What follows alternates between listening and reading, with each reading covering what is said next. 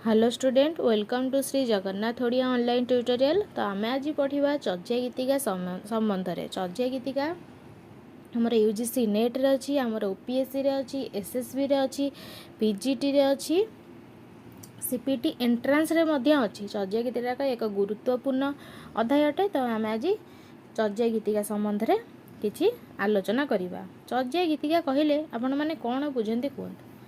चर्या गीतिका कहले स्थूलतः बुझाए जे सहर शबर लुई कान्हू प्रमुख सिद्धाचार्य मानक द्वारा विरचित 50टी गीतिका, जोटा कौन महामहोपाध्याय हरप्रसाद शास्त्री ए गीतिका समूहर आविष्कर्ता अटंती। ख्रीष्टाब्द 1907 से नेपाल राजदरबार से पाइथिले। तापरे 1916 बंगीय साहित्य परिषद तरफ बौद्धगान और दोहा नाम ताकू ग्रहण कर दोहा ताकू देइथिले। से 6टी पत्री से नष्ट हो जाइथिला। 50टी मध्य 6टी नष्ट हो जाइथिला। कौन केते नंबर सब नष्ट हो जाइथिला? 35 number, 36 number, 37 number, 38 number, 66 number एवं शेष पत्र जहाँ संभवतः 70 होई पारे। तो चर्या गीतिकार समय सीमा आम केते कहबा? साधारणतः आम चर्या साहित्यर समय सीमा 7म और 8म शताब्दी बोली कहि थाउ। तापर आम देखिबा चर्या गीतर समय सीमा विषय रे अनेक आलोचक मध्य अनेक मत देइचंती। ताको हम एते जानिबा दरकार नै। तो काहेकि एटा सृष्टि होइछि? काहेकि एटा सृष्टि होइला ना, चर्या गीतिकार आम भाषार प्राचीन रूप देखिबा को पाऊ। चर्या गीतिकार आगुरु सब कौन सब हेउथिला, ना लोक माने केमिति थिले सब एते विशेषतः एते चंडाळी डुम्बी शबर एई सब मानकर विशेष कथा कुआ जाइछि। तापर चर्या गीतिकार आविष्कार केमिति हेतिला आम देखिबा। 1906 ख्रीष्टाब्द हरप्रसाद शास्त्री जो नेपाल जाइथिले, सेठरे से 4 गोटी ग्रंथ संग्रह करथिले। कौन? सुभाषित ढंग, दोहाकोश पंजिका, चर्या विनिश्चय आउ डाकार नव। आ सब बेले गोटे इंपोर्टेंट क्वेश्चन रहिला, हमर चर्या गीतिर संस्कृत टीकाकार किए?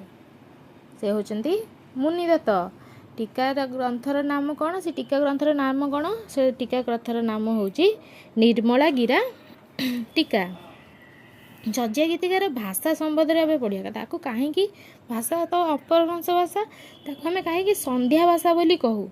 महामहोपाध्याय हरप्रसाद शास्त्री मते संध्या भाषार अर्थ होची आलो आंधारी भाषा, अर्थात गोधूली भाषा, जहाँ आलोक परि प्रकाशित और अंधकार परि गुप्त।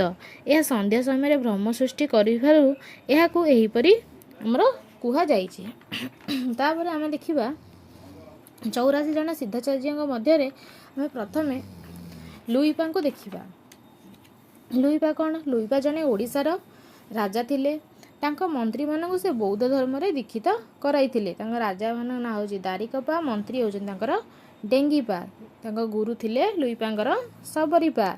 टीकाकार मुनिदत्त को मध्य तांको प्रथम सिद्धाकार भाव ग्रहण करिसेंती। पाकजाम जोनजांग अनुसार लुईपा आदितम सिद्ध अटंती।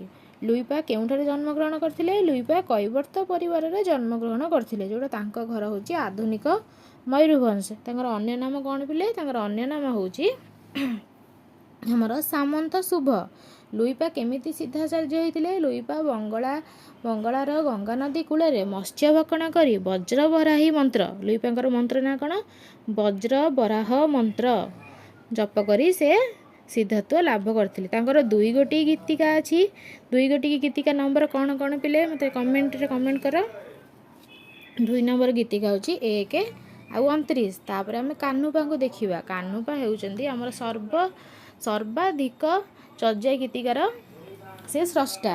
कान्हुपा ओडिशार एक ब्राह्मण परिवार जन्म ग्रहण करथिले। तांकर गुरु होचंदी जालंधरीपा। से जाति रे ब्राह्मण थिले। कान्हुपांकर अन्य नाम सब देखिबा एठी मन रख। कृष्णपाद, कृष्णाचार्य, मंत्राचार्य, छोट कृष्ण, मंडलाचार्य, महापाद, उपाध्याय, कृष्ण ब्रज महाचार्य।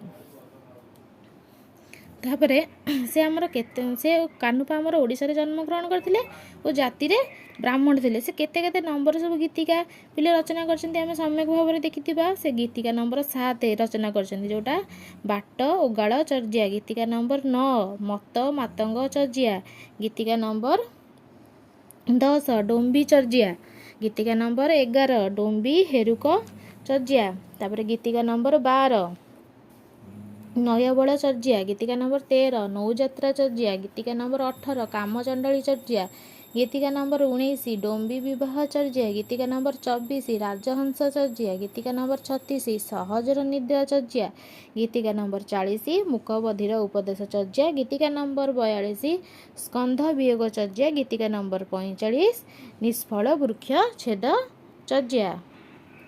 ଏହି ସବୁକୁ ମନେ ରଖ, ଏଗୁଡ଼ାକ ପରୀକ୍ଷାରେ ନିଶ୍ଚିନ୍ତ ଆସିବ। ତାପରେ ଆମେ ଦେଖିବା ଶବରୀପାଙ୍କ ବିଷୟରେ। ଆଲୋଚକମାନେ କୁହନ୍ତି ଶବରୀପା ହେଉଛନ୍ତି ପଶ୍ଚିମବଙ୍ଗର ଏକ ଲୋକ। ଲାମା ତାରନାଥ କୁହନ୍ତି ସେ ବଙ୍ଗଳାର ଲୋକ। ତାଙ୍କର ଶବରୀପାଙ୍କ ଗୁରୁ କିଏ? ଶବରୀପାଙ୍କର ଗୁରୁ ହେଉଛନ୍ତି ସହରପା। ତାପରେ ଆମର ଶବରୀପାଙ୍କ ଶିଷ୍ୟ କିଏ ପିଲେ? ଯୋଗୀପା, ଲୁଇପା, ସର୍ବଭକ୍ଷ୍ୟପା ଆଉ ଦାରିକପା। ସେ ନୈରାତ୍ମ୍ୟ ଦେବକୁ ସମ୍ବରୀ ବୋଲି ସମ୍ବୋଧନ କରିଛନ୍ତି। ଆମର ଶବରୀପା ଗୁରୁକୁଲା ସାଧନା ମଧ୍ୟ କରିଥିଲେ। ଚର୍ଯ୍ୟା ଗୀତି କୋଶବୃତ୍ତିରେ ତାଙ୍କର 2 ଗୋଟି ଗୀତିକା ଅଛି। ସେ ଗୀତିକା ନମ୍ବର ନାଁ କ'ଣ ପିଲେ? ସେ ଗୀତିକା ନମ୍ବର ନାଁଟି ହେଉଛି ଆମର 28 ଆଉ 50। 28 ଆଉ 50।